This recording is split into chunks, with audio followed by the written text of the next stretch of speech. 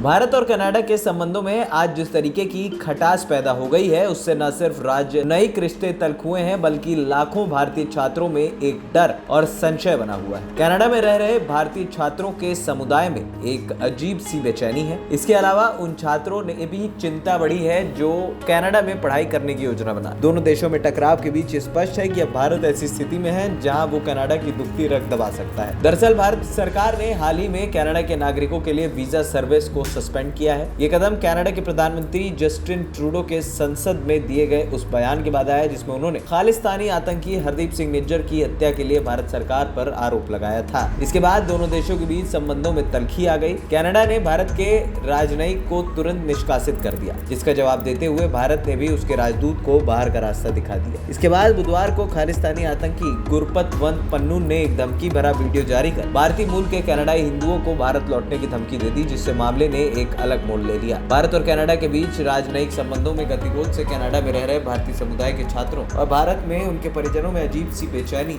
और चिंता बनी हुई है। कनाडा के इमिग्रेशन एक्सपर्ट ने बताया कि हमें भारत से ऐसे परिजनों से बहुत सारे कॉल आ रहे हैं जिनके बच्चे कनाडा में पढ़ाई कर रहे हैं। वे अपने बच्चों की सुरक्षा को लेकर चिंतित हैं।